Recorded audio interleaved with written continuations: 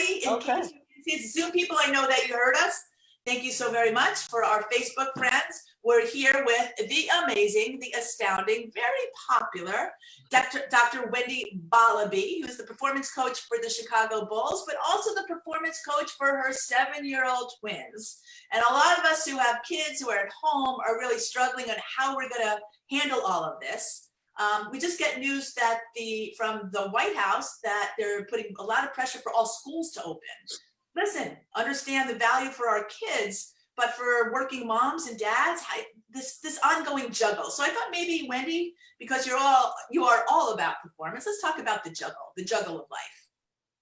Yeah, trying to manage it, or just, I think it's for me, and I think for a lot of us out there, it is just trying to figure out the priorities and trying to figure out where you fit and where your family fits and trying to organize some things. And, it's the management of that. And there's I think there's so many things that come into play that affects us and how we do manage that or don't manage that. Because in some cases we don't, and which is, okay too. So it is definitely as a juggle and a struggle, and just trying, I just rhymed. I like that. A juggle and a struggle. The juggle is, all right, yeah, listen, this is what we do here. We create things. It's all good. I'm writing that one down. That could be the end, the juggle and the struggle. But how do we make it through? Yes. How do we make it through? Well, I think I probably would just kind of start with my own experience and how I kind of fumbled my way through, or still fumbling my way through, because it's on a continuous thing. And so, I learned to take expectations completely out. Right. Our daily task, and be able to accomplish it. And so taking the expectation out of that, things aren't just going to get done. You're just going to have to not expect to be able to be as effective as you usually I learned to know that you can work within what you have, if that makes any sense. So to just, let all of that go, and be okay with what you're able to accomplish every day or every week or every month, whatever that may be. Not that you need to decrease your workflow, which probably is a good idea too, but more just letting yourself, the expectation that you can do all things for everyone all the time, letting that piece go, I think helps out a lot, and being able to realize what you can accomplish. Well, that's easier said than done. You talked about like how our lives flipped in 2 days. Yes. It happened so quickly. I remember we were in Orlando getting ready to play a game, and then, the thing happened in Oklahoma City, the NBA shut down, and we were trying to get back to Chicago. That happened we got back on a Thursday. The twins didn't have school on Friday, and that was it. And then it was you're teaching. So it happened so quickly, and try to figure out how to manage that. And I, like most people, I struggled. I still struggle. Listen, let's put the struggle out there. Sometimes, as you know, that's what you do. You encourage people to talk to you about struggle. Yes. That's your job. So I guess we're going to turn the tables a little bit. Let's talk about that. Yes, fair enough. As they say, the struggle is real. It was real. I mean, I was trying to manage how to figure out how to homeschool 2 kids, work, and do everything household wise by myself. Because obviously couldn't have anybody come in. My nanny needed to stay home. She needed to take care of herself as well. And so the struggle was real. I had to figure out menus. I was used to figuring out breakfast and dinner. But then I had to figure out what to do for lunch as well. And then I had to figure out a schedule so that way we could still get breakfast, lunch, and dinner and snacks. And then when can they get this work done? When do my kids work the best? Or they work the best in the morning, or is in the afternoon? And what school subject is more important for them to focus on? Because they do the best in the morning as opposed to the afternoon. When are we going to be able to take some breaks? When am I going to get my time to work? I mean, I needed to talk to athletes. They were struggling as well. So I needed to be able to talk to athletes and people at work. And so trying to figure all of those things out, it took me several weeks. I wouldn't actually more than several weeks. I want to say probably 4 or 5 weeks to try to figure out how to do that in a way that fit, and so I just continue to make mistakes. I continue to fail. I continue to try different things. And then And then, as I said, I told a lot of my friends I quit the first grade. So we had to quit the first grade. So, all right, so tell us about, listen, you're talking about struggling, you're talking about failing. We see you as this, ultimate professional, working in professional sports, guiding the careers of multi-million-dollar athletes, and you quit the first grade? What? I quit the first grade. Yes. I could not do it. I literally could not figure out how in the world I was going to be able to get their curriculum in every day. And it was a lot of work for them for first grade to do every day, plus get my work done, plus being able to be, again, I still had to cook. So I had to figure out times that I could cook for our meals and clean. So I just couldn't do it. So I sent they have a great first grade teacher, by the way. And so I sent her an email and said, we need to quit the first grade. I couldn't do it. We needed to stop. It was just too much. The things that they were sitting, we just couldn't do it. I wasn't going to stress them out and stress myself out. It was hard for them to be at home. I'd set up 2 learning stations, so they each had their own desk and with all their own supplies. And so I had to, separate them a little bit so that way they could concentrate. And so I was literally walking back and forth, all day long, trying to help with this, help with that. Can you help me explain this? And I needed it. So I was just going back and forth, and I couldn't manage it. So I said to her, we can't do it. What's the important things? Because as of right now, this is not working for me. And so I said, I think reading is important because they're at that stage of reading. So we need to read, but what else would be an important subject that I need to concentrate on? She suggested math and writing. So we did reading, math, and writing. That's what we did every day from then on. And so she set me up with a teacher that helped. They did a one-on-one Zoom with one of my kids during the day, like twice a week. So she would read with her, and then I could read with my other child. Because again, it was like zone defense. I had, it was a 2-on-1 break. It was. If I'm working with one, what am I doing with the other? And I didn't want them to sit and watch TV. So I was like, how do I manage doing work with one other? So she would do that, and I would read with the other. And then we would do math together. She sent me all these different math games. And so we would do math games together. We would write. So I got a little journal, so they would write in their journal. And so we did it. We had this schedule. I had on this, if we were home, I could show you my board that I made. It's schedule started at 8:30 and ended at 7 every night. And so it was in 30-minute increments, and had it all plugged in. And this is what happened at this time. However, it was very, very flexible. So if it said it was math at 9:30 and we started to do math, and my daughter was not feeling math and was just, you being cooped up, just, the feeling, we all know the feeling. So she didn't want to do it. Okay, we're not doing math today. Let's go color. We're going to do this. You don't want to, you can go play with your dolls, and then you can come back, so it was very flexible, but it was manageable. So I knew some things were getting done, and it allowed me to schedule appointments because I knew when I had breaks. Well, that is so funny. So let me just tell you, we have Joy Kurtz, our principal from Philadelphia, and she says, believe me, if they did reading, writing, and math, they are fine. And we want to say hello to Kim Chaikin from California. Hey, Kim, we miss you. Chris Reese, we love that you're here. And Barry Kleiman, listen to this, 2 of our first 3 are West Coasters. Oh my gosh, that's so awesome. Hello, everybody. Yeah, Cindy and Jeannie Milbauer from the DC area. Marianne Hale Jacoby, as you're talking, says, and the cleaning has really gone to heck in a handbasket, right?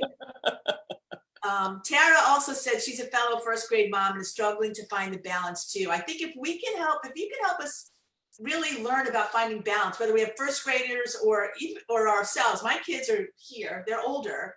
The real struggle to find a balance. I think you put together some thoughts on this. Let's just take a look, and we'll take them one by one. And you kind of said it. The first one is throw out all expectations. Easier said than done, Dr. Wendy. Tell us a little bit about that. Yeah, absolutely. I mean, it's obviously it's a hard thing to do, but as soon as I was able to let go of what I could not accomplish, I was able to figure out what I could accomplish. Right. So letting go, again, that was the expectation, is that I was focused on what I couldn't do. And so I just stopped thinking about what I could not do and started focusing on what I could do. Right. And when I started to do that, then I started to figure out what was going to help me get, literally get me through the day. I always use the example about when you're on the plane and they say to put the mask on yourself first before you put it on your child or the companion. And so that's what I did. I put the mask on me. So I figured out, I thought, what's going to make me function on a daily basis? And so what are the things that I need? And one of them was to get my workout in. I needed to get my workout in. I realized so many years ago that as much as I try, I cannot work out in the middle of the day or in the afternoon. If I don't do it the first thing in the morning, it just doesn't get done.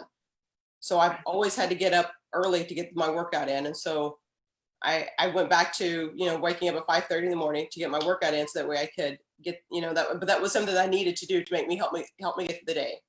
5:30 a.m. Well, I needed to get them up and moving and start school like at 8:30. So in order for me to get an hour workout in, shower, make breakfast, get them up, let them watch some TV, it had to start that early. But I've been used to it. So it's not something I just automatically did. I always get up that early. I've been doing that early again for such a long time. So it was fine. I thought I was going to be able to just relax a little bit, but no, we had to go back to that. I'm a person that loves really hot, long showers. And so I had to figure out when I needed to be able to get that in every day. I needed to be able to sit and take that in and enjoy it. I needed to be able to have time to have a cup of hot tea. So I figured that out, which allowed me to take care of me, and then I could take care of my kids. I was trying to take care of them and then take care of me. That's what I was doing at first. Which, by the way, we all say that, we say it out loud, we give it lip service, but what you're telling us that we should be listening to is create that window for us. Yes. So that we can be more whole and present in taking care of our kids or our family or our parents or whatever that is. And we say it, but we don't do it. So you have a plan. You're going to do it. I love it. Throw out expectations. That's so hard because we live in a world that we've constructed around us and others around us about expectations and how much we want to fulfill them. Right? So when you throw them out, you're like, oh my God, let's go back to that word you brought up. I'm failing. And you're telling us we're not failing. No. We're not failing at all. You need to, you redefine failure just like you redefine success. Right? So failure, for me, failure was literally not trying to do anything. So I started low. So if I didn't get up and do anything, I'm failing. But if I got up, even the days that I got up and didn't work out and they had cold cereal for breakfast, which is something I like. We don't do cold cereal in my house. That's just my own thing. So if I didn't do workout, they had cold cereal for breakfast and we laid down and watched TV or a movie for like 3 hours and did nothing till like 1 o'clock. That's not a failure. I would have thought it was a failure before, but it's not a failure because I got to spend really great time with my kids. They got to enjoy mom, right? Right. We got to talk about the movie. We would just be together. And so I didn't see that as a failure. I saw that as me trying to manage the situation and making the best of it for my kids and myself. That's interesting. And that will take us to number 2. But before we go there, we have some great comments. Jakimva Martin, who's my sorority sister, I love that she's joining in, says, this is great. Validating our ability gives ourselves permission to be flexible and go with the flow. Actually, that gets us to your number 3. So Jakimva will come back to that. Joy Williams says hello. Hi, Joy. How nice is that? And Kip Chicken, this is a great question. This is a really important one because we've been thinking about this at Generation W as well. It was, she wants to know, what can we do to better support each other? Neighborhood moms struggling through this. And when school starts again, right? Like the summer is going to be, and we're in the summer, is challenging enough. I love this question. What can we do to help each other? Oh gosh, this feels like it's like everyone, please join in. I will say this, Wendy, what we've been talking about is We did hear a program on the West Coast where college kids got together. And I even asked you about this, right? Yeah. Give moms an hour a day, even if it's through Zoom, through having entertaining or reading. And so I started to talk to Ruth Spencer Coley, who oversees our Generation Wow program, and Elizabeth and Mariah, and say, you know what? Our girls, our WOW girls are at home and they're looking for something to do, right? So maybe, you know, necessity is the mother of invention, and perhaps we could create something where we can match up some families. Maybe that would be helpful, being done in some communities successfully. So anyone has any thoughts, but Wendy, your thoughts on this? No, I love that idea. I was just say, you know, one of the things that what happened for me, which happened purely by accident, was not on purpose, but then it got to where we started to use it, which was, you know, we did the Zoom play dates with the twins' friends. And so it was again by accident where they would have this play date, and which was scheduled to be like a 30-minute play date, ended up being like an hour and a half. They're having such a great time because they were playing with my daughter. She was playing with dolls with one of her friends. And so her mom and I realized that if she needed to have a call, or she needed to get some work done, or she wanted to get on the Peloton, or she just wanted a peaceful moment, she would text me and say, can the girls have a play date? So we'd set it up. She would have that play date. And then I myself also knew I had this extra hour and a half that my daughter was, or hour, whatever the case with me, that my daughter was going to be having this play date that I could either spend with my son, or I could have my own time. And so we started to do that for each other, giving each other that little bit of time, because we organized this like fantasy thing for them. And so it was a great opportunity for us to help each other. We had, you know, my neighbors in our back alley, we sat in our driveways and had coffee probably like once every other week. Obviously we're in our driveway, so we're the social distance, but it was just to sit and talk. And honestly, it wasn't sitting and saying how great life was. We sat and complained about all the stuff that we were struggling with, and validated for each other and cheered each other on and said, yes, I'm struggling with that as well. And yes, this sucks. And this is so hard. And, but we would leave with the feeling of, you know, okay, what are we going to do next? Because then we would talk about what we are doing, but we needed that time just to sit and go, this is hard. This is really, really hard. And we're trying to manage this. And so I think that's a great way. I mean, not to have a bitch session, but just to be able to have the conversation, the real conversations, because I also had conversations with other mothers that were telling me how everything was great. And then I was thinking, well, how am I struggling when you're doing such a great job? Is it just me? Why is it that I'm having such a hard time? And I'm talking to two other mothers and they're like, oh, this is what we're doing, which is great. But I was like, wow, okay. Well, I'm just going to continue going on this track, but I'm still struggling. But, you know, being able to have that real conversation, I think is very, very valuable. And so again, just supporting each other. But I would love to hear what other ideas other people have to say as well. Yes, absolutely. Lisa Shallot says she loves these points, you know, try to set up a routine and some things you can control amidst uncertainty, right? Which is great. And it pertains to the second thing you said, which was what was going to help me get through the day. So you prioritize that. You're throwing out expectations. So understand that there's judgment around you. It's fine. Or even your own. It's really more about your own expectations, right? Wendy, you have high expectations. All of us do, right? But the third point that you brought up, which I loved especially, and Allie Tucker, we're going to get to your point as well in a few minutes, was to be flexible in the moment. And I love these two words, without penalty. Like you're not going into the penalty box, to be flexible. And you just talked about the fact you don't do cold cereal, but if you have cold cereal and you watch a movie and you stay in bed with the kids to 1, that's being flexible, and you're not going to penalize yourself for that. Yes, absolutely. Because I think we do that.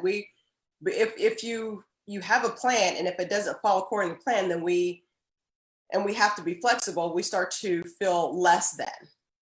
Right.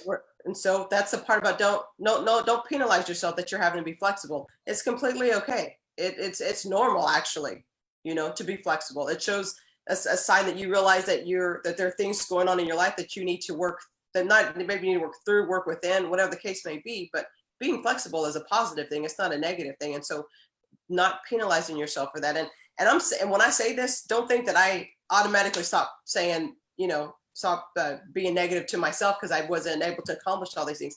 I continually have to work on the fact that I need to be flexible. It's not an easy thing to do, but knowing that having the feeling that it's okay, and not being too hard on myself that I'm having to work in a different capacity, or work a different schedule, or work a different way. It's okay. It really is okay. Right. And we have to keep telling ourselves that, right? And listen, look, this is the beauty of Stacey Ellison. She writes, this is so pretty. She goes, many of us struggle under the weight of perfection. Mm-hmm. So good to be transparent about struggles. That is actually a great point of support and validation, and helps us all know that we're not alone. Mm-hmm. Right? And we're all feeling alone, and we always feel alone, but now a lot of these points are highlighted, exacerbated, and whatever. So to come forward with this and share is really very, very valuable, Wendy, as you know. We're going to say hi to Agnes and Katoya. Katoya actually has a beautiful 6-year-old, or maybe she could be 7. When I met her, she was 6 or 7, and she was 21, actually. She's kind of like Scout, if you want to know the truth. But Allie Tucker just graduated with her master's degree from Duke University. I feel for all of these students who are coming out right now in this time. It's hard. She says, this looks like a much longer haul. How to switch from survival mode to adjusting to a 6 to 12 month solution plan. And it's interesting because that's really what a lot of the athletes, they're struggling as well. So Yeah. right? And these are multi-million-dollar autograph giving superstars. They come to Dr. Wendy for advice, much like Allie, and say, okay, what's my plan? How do I handle this?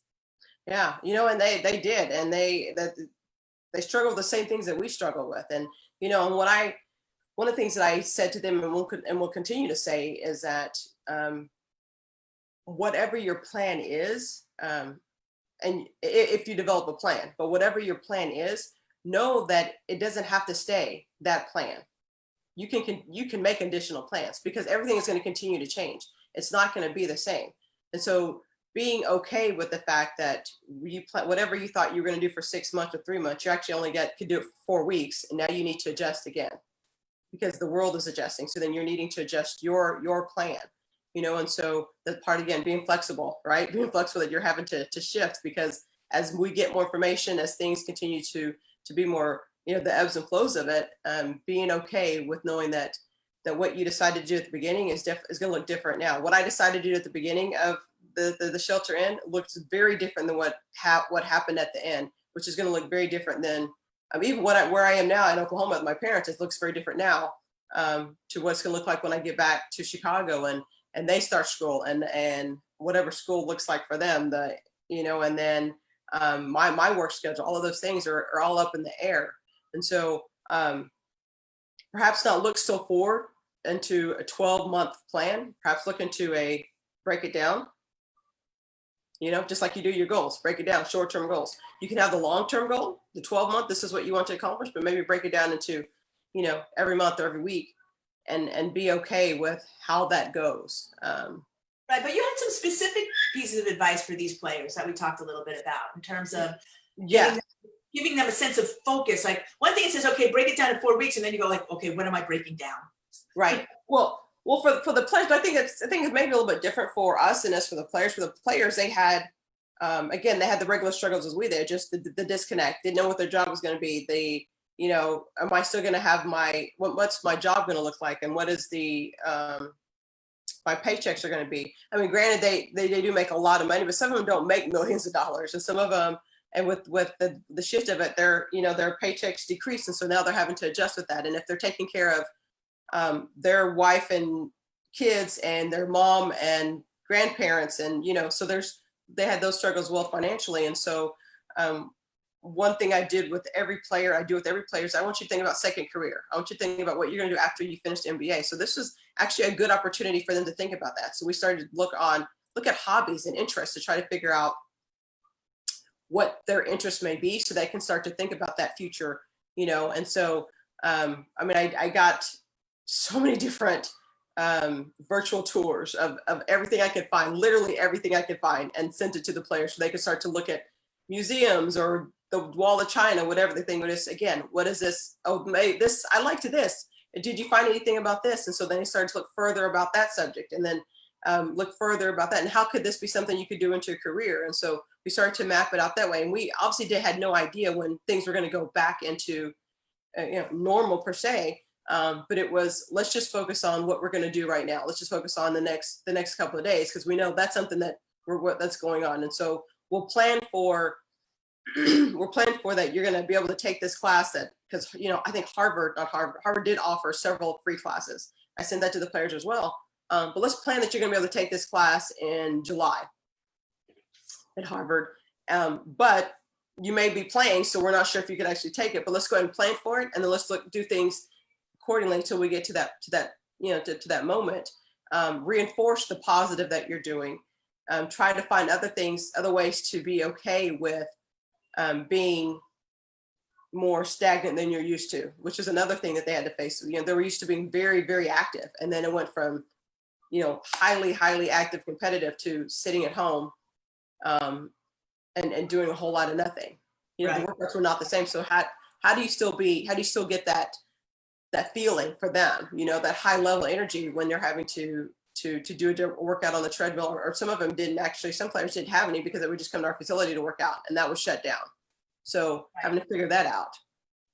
So when I hear you, because we think about this a lot. I mean, the ability to connect in places that we wouldn't ordinarily think to connect, because our lives have been grooved in a certain way, right? We have to, what you're saying, we have to continually regroove in many directions at the same time. But this idea of curating content, I know Lisa Shallot is listening, and Debbie and Perrin, but this idea of curating content and then making it available and then consuming it even as a group is fun. I mean, that's what all these webinars where people are doing that. But within our community, that I think about that a lot. And so I just throw it out there. If people are interested in us kind of bringing people together around a subject, and we're going to talk about Generation W, which is coming up in September specifically, we're all for it. I mean, I think that is, as you're saying, it's about finding passion, and passion is about being curious. Speaking about curious, are we having a 7-year-old twin? we are having a 7-year-old making their way in here. You can come on in, Scout. And wait, where's LB? Is LB coming too? We're having cameo appearances. And by the way, my mother, I just saw my mother. While we're waiting for the kids, I have to say, Joy, it's so nice to have a professional educator, and I'm sure we have many on the phone, but I thought this was really good. She said, changing your mindset about what learning and teaching is about. And I've heard you say this about your relationship with your kids. I know Tara does this out. What does it mean to learn? Is it a subject matter, or is it a way to survive? And I think our kids are learning a lot more than we even realize as they look around the world about what it takes to survive, to live, right? Different than what it was. Scout? Are you? Hi, beautiful. LB, hey, LB. I can't find it. It's okay. How you doing? Hi. Hey guys, what do you got there? It's my teddy. Oh, you have a teddy? What did you? Teddy, Scout, come on back. It's okay. I'm looking at a screen. Okay, sorry. Okay, so all right. Scout has issues, but LB, I think you wanted to tell. Did you want to tell us, what do you like staying at home? What do you like about staying at home? Do you miss spend time with my family? Yeah. And watch my iPad. Watch your iPad. Is that not something you normally get to do? No. Yeah, your mom used to think she was a good mom for not letting you watch your iPad. Now she thinks she's a bad mom, but she's now understands she's still a good mom. That is exactly. You're a good mom. Oh, that makes you a good mom? Can I get you? Okay. Need my glasses. Letting your kids watch your iPad is a very good thing, huh? Hey, Scout. Hey, where'd Scout go? She wanted to bring Jem. So I named her after my favorite book, To Kill a Mockingbird. Oh. And so she's had this sock monkey since the day she was born, and we named him Jem from the book. Scout's brother in To Kill a Mockingbird is named Jem. So that's Jem. LB, that looks great. I love that. And Scout, we had one question for you too, right? What's something that you're passionate about? Let's see your tongue. Do you have an interest in helping people? Oh, by the way, your teacher says hello, so she's watching. Miss Helma's watching. What's that? Yes. Oh my goodness. So Miss Helma, so I'm going to take a picture so I can send this to Miss Helma, although she probably could take it too. So tell me, what are you passionate about? Helping the homeless. can't see our faces. Huh? Helping the homeless. Please, stop. Okay, well, how are you going to help the homeless now? Have you and your mom thought about that? Maybe Miss Helm has helped. Maybe we can help you too. How are we going to help them? So we thought about one thing that they want to do is to do a, of course, a YouTube channel. So we thought about how to do. Is Kasha watching? Kasha's got a 5-year-old, and she sent me a video the other day and said, give me a thumbs up on my YouTube channel. I'm like, what? I know. So we thought about doing because they speak Spanish fluently. So thought about doing a YouTube channel in Spanish and trying to figure out how, to do like a cooking thing. So that's come up. But then I've been connected with a company or foundation that does, they get with restaurants. And so Scout actually gets to name her own, should I say, do you want to say company? I don't really know, that helps out the homeless. So we get to name it, and then we're going to connect with restaurants that they will make the food, and that, again, it's sponsored through someone else. And then we get to distribute it with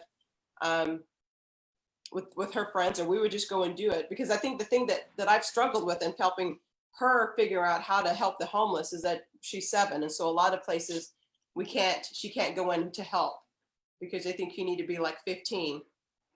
So we're having to do things on our own, but we drive around with peanut butter and jelly sandwiches in my car. So that way we see somebody, they want to give them sandwiches. Well, I want the homeless people to be hungry. I know. That is really sweet and thoughtful and kind in a time when we need kindness and grace, right, Scott? Scout, more than ever. Yep. So now when we see homeless people, we don't sandwich in the car. I feel sad. I know. Sometimes we run out of sandwiches, and so she's been upset because we couldn't give it to somebody. Then we stopped at the street, but we try to do it. That's a really great idea. Well, let me just refresh with everybody. This is Refresh. Today we are with Dr. Wendy Borlabi and her special guests, LB and Scout. We're talking about life, love, the pursuit of happiness, being a mom, being a professional, how we set goals, how we forgive ourselves. As Sonia just said, she sent a really nice note. She said, you know what? Not only do we have to forgive others, but we have to really forgive ourselves. And interestingly enough, when yesterday when we spoke, you used the word, which I love beautifully, is grace. Tara says, I've learned to offer myself grace. Yes. Not every day is going to go as planned, but in the end, we're all still living, learning, and loving. So that's enough for me. And you definitely have a point of view on that as well. Yes, I think we have to give ourselves grace. That's especially as mothers, but I think just as human beings, we should give ourselves grace in this situation, in this time, because we are all struggling. And so being okay with doing something that allows you to be happy, fitting that in, stopping something you're doing and fitting something in that's going to put a smile on your face, that is definitely giving yourself grace. Giving yourself grace, is allowing yourself to experience the fact that this is hard. This is struggle. We're trying to manage this, and knowing and feeling that you're doing the best that you can, and not saying you're failing, but saying I'm doing the best that I can, and that's okay for today. It really is okay for today. It is okay for today, right? Yeah, absolutely. Here's another question for you. Who do you turn to? Who do I turn to? Who do you think I turn to? What does that mean? When I need to find something positive or some energy, or just to feel like things are hard. Candy. I give you candy. All right. What do you think? Who do you think I turn to? I turn to you guys. That's right. Oh. What about It's Christmas. what we do? And mommy. We have our movie nights. Yes, ma'am. Mommy, I remember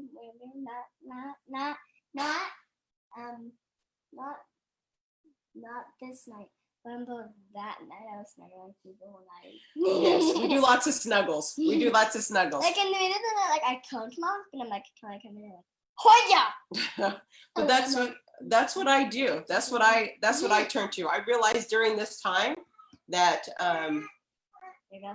that if I stop and I know it's going to sound corny, but the whole smell the roses kind of thing, but if I stop and just take inventory of what I have and be very thankful that what I have, which starts with these 2 little ones, we oftentimes would stop and or not stop or not whatever, but we would We had picnics on the floor, dinner. Remember, we would do dinner, picnics on the floor.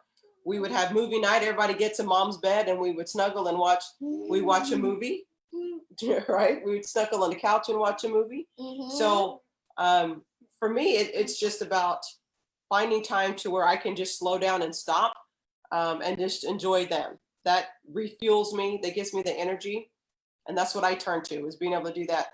And also my workouts. I need to get my workout in. And today It was great to see you. We love seeing you. Okay, go ahead, go. Bye. Thanks for guys. and I saw her today in her workout. Okay, yes, you did see me in my workout. Thanks, guys. Bye. Lots of energy going on. They bring back those days. They bring back those days. As I don't know if people know, but I have twins as well, and they happen to be a little older. Holly Mitchell says hello, and Rosalie, and everyone thought the whole community is going crazy over how cute these kids are, and they are. And but they also are a lot of work, and I'm glad their teacher is on, because as much as you say you failed first grade, and this encouragement to be grateful and whatever, we do worry about the fact that what does that mean? What are the overarching impact going to be on these kids' education? Yeah. Joy points out the fact they are learning much more than math and reading that will be sustaining learning impact over their lifetime.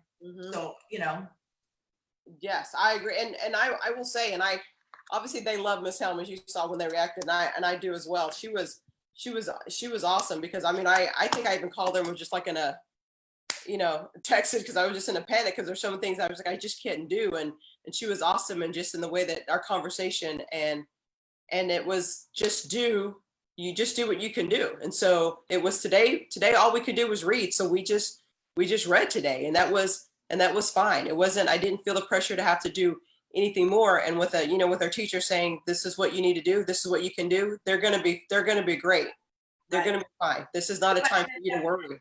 And then we asked the question, are the moms going to be all right? So there's another piece of this that kind of you can extrapolate. So as you are sharing your life with us in a very real, authentic way, which we're so grateful for, we are also in our other lives. We are also employees, or we are also employers. And in a sense, what's happening on the other side. So let's talk about the Bulls, because we can, or whatever you want to say. Have leadership expectations changed? Well, right? Leadership period has changed for us. Because how do you continue? This is hard. I think about this a lot. How do you maximize your professional productivity and sanity, I would add, while preserving your health? You know what I mean? How do you do that? Because like the world is continuing to move forward. Business still is happening. Thankfully, for those of us who still have jobs, we want to keep those jobs. We want to make great results happen. It's hard when you have we're back to the juggle and the struggle. But what do you see expectation changes in the employment side from your leadership at your company? Yes and no. I mean, I said, leadership it's a huge shift. I mean, I have a new boss, and so it's a different, trying to figure out where that lies between my boss and myself, and what his expectations are. I will say that one of the beauties, and one of the reasons why I took the job with the Bulls, is that they are a family company, so family oriented. And so knowing that, being a solo parent, and that there were just so many things that I needed to try to figure out, and they allowed me to work within that. I didn't have a set schedule, was very flexible, and so we're working out those expectations. But I made it. He knew going in. They knew going in that what my situation is, and that I'm still going to give you 110%. However, it's just not going to be 24 hours a day, 7 days a week. There's just some things that I'm not going to be able to do, and so we're definitely trying to establish that and work within that. The good thing is that because that the Bulls company is very family oriented, everything just kind of trickles down, and so we're all feeling that effect and trying to work within that, and how that works with us. The players they've always seen that we're very focused on them as people, and trying to help them. And so I think it's going to be for me when I get back into the office, whenever that back in the office full time, we're still kind of in and out, being able to figure out what those boundaries are and what they expect of me. And it's going to be more what they expect of me time wise. I know what they expect of me, my job wise, but it's going to be what they expect of me time wise. I think that's going to be the piece that we will work through. But I feel very good that it's going to be okay. I actually got a new contract, so I'm like, that's a good thing. Bravo, bravo, bravo. Did you So did you get it this year? Because I think everyone should know. Wendy's has an Instagram. It's called Dr. Borlabi, Borlabi. Sounds like Wallaby. Thank you for that. It's called 50 and Fortunate. And she takes every single day, she documents something that is fortunate. And I feel it's funny because I tell her, I feel like I am in her life every day, because every day there's Wendy being fortunate. And it's the kind of positivity, though, that's contagious in the best possible way. So, it's this fortunate vibe that you put out there.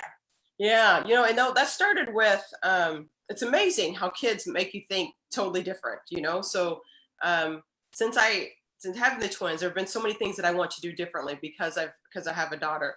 And so the other, with the 50 and Fortunate, it is that I wanted to document that I had for them the years or the everyday one since I turned 50. I wanted them to see that life is not as easy as they probably thought it was growing up, right? So life was not, for me, it was not just all roses. And so there was a struggle every day and things I needed to do. And so I wanted to do something every day to make sure that I shared with them. And I'm actually putting all of these into a book for them, but to share with them that regardless of whatever happened that day, I wanted to find something positive. And so having to work at it. And so I thought, if I'm doing this, I do this for my job. I tell people how to do it all the time. I show them how to do it. So I should do this for myself. This is, again, we're always learning. So I should continue to learn. So I wanted to push myself emotionally, push myself mentally to find something positive every day, even if it was a humdrum day, even if it was, especially on the bad days, because that's the hard thing. On the bad days is how do you find something positive? And so that's where it all stemmed from, is I wanted to say, I feel like I'm very fortunate. I feel like I'm fortunate to be alive, obviously alive at 50, but have these two wonderful kids. I've got a great job. I'm healthy. And so let me figure out how to push myself a little bit further in that development. And then again, all comes from, I feel like it all came from me having my kids and wanting to share with them and wanting them to see this is something that you do when you grow up. You continually push yourself and you continually to try to, evolve. No, it's great. And I was wondering, maybe we can invite anybody who wants to participate in sharing a fortunate vibe today. We can read them off as they come in. You may not be 50, but we're all fortunate today. And so in honor of Dr. Wendy, we'll have a fortunate vibe. So send it along. I know it's only 12 o'clock. Oh, it's almost 1 o'clock on the East Coast. The West Coast has a little longer to go for finding it, but maybe it's happened, like the sunrise. It was beautiful this morning. I'll take it, right? Yeah. And my dog went pooped when I took her out. Like, to me, that is a glorious moment. What can I do? There you go. That's a glorious. That's it. We got a washer and dryer delivered here at my parents' house. So that was it. That was like a new washer and dryer. So we're all excited here. There we go. Here, David's got a little bit of a tougher question for us, though. Actually, for you, I don't have to answer it. What do you think has been altered forever? And what do you think will return to the old normal rather quickly? It's great. What was the first part? What do you think has been altered forever? What's changed forever? What's not going back to the way it was? And what do you think will return rather quickly?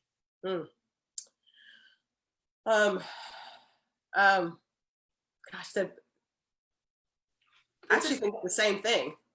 Okay. Which is? Communication. Okay. I think the way that we communicated before has been altered. I definitely think it's been altered. I think especially for the younger generation, where their connection was purely through text. and they had to do a little bit more of the text to stay connected to folks. So they had to pick up the phone. They had to do FaceTime a lot more because they didn't see each other at school.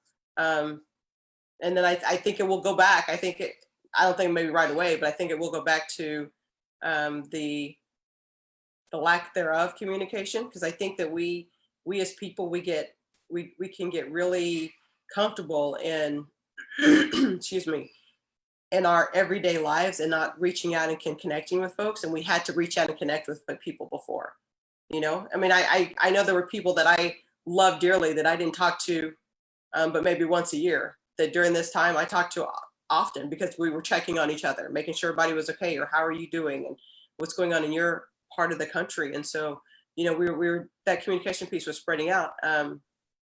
I think that, you know, we'll go back to, at some point, we'll go back to, again, not communicating as well. I do think this is going to be here for a while.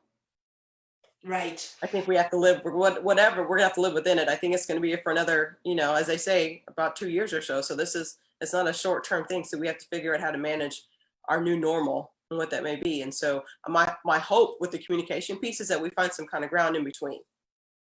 That we don't go back to just texting,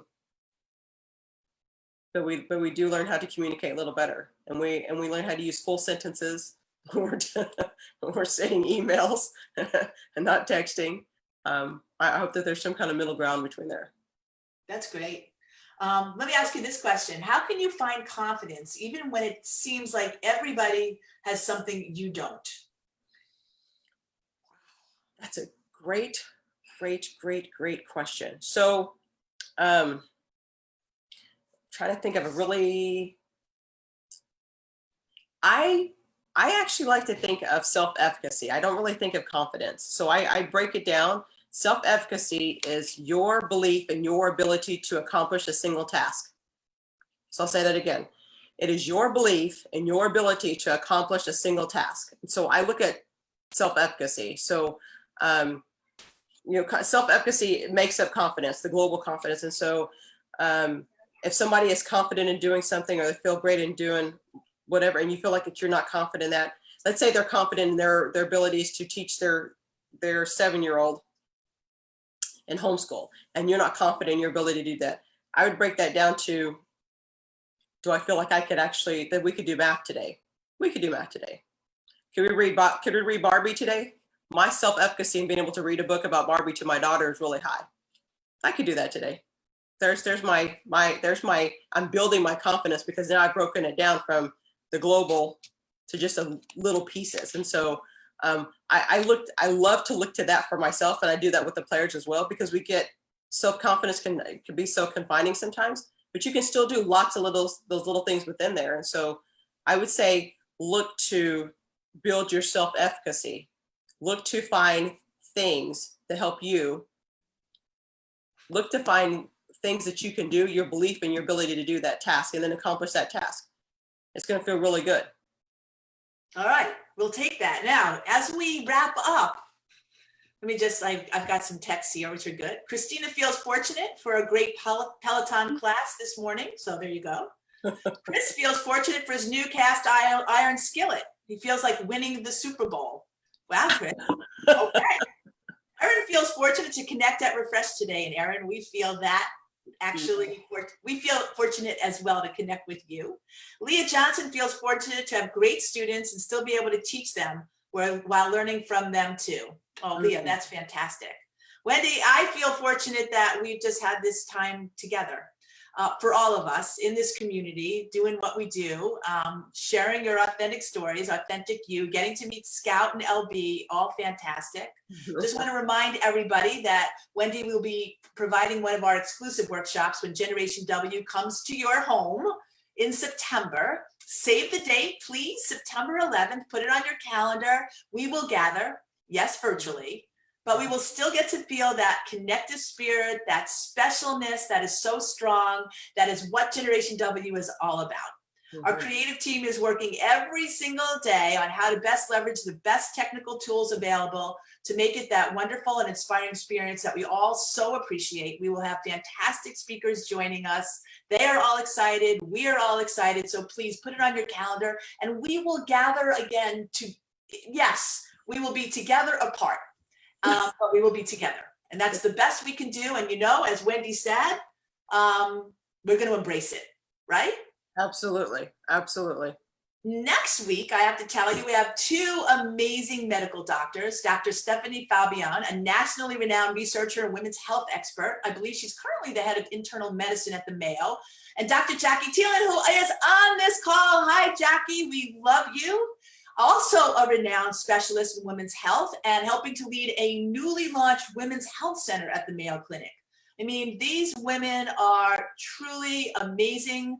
They have so much knowledge, so much desire to help, so much want to make a difference. And they said yes to joining us, and I am thrilled, and you will all be when you get to meet them next week. So with that, I want to thank you, everybody. Hi, Mom. I'm glad you made it. Of course, to the entire Generation W team, Sherry, our producer, Stacy, Jamie, Kasha, Christina, Tara, Elizabeth, Ruth, and Mariah. And they call the wind Mariah. I think that's her. To all of you joining us, please keep spreading the word that there is a place to refresh in this world in a time when we need it more than ever. And by all means, please do stay in touch. If you don't already, subscribe to our newsletter, genwnow.com. Follow our social media. We appreciate that. Contribute. And remember, together we are powerful, and together we are not alone. Save the date, Generation W, start to spread the word. We'll start getting it out ourselves now that the plan has finally been laid out. In a time when you don't know, to create something that you know was hard and challenging, but we did it. We made the decision. It will be an experience to be experienced that stays with you all year, September 11th. Till then, hope the rest of your day is refreshing. Actually, that's probably my fortunate vibe. Thanks to all of you for this refresh.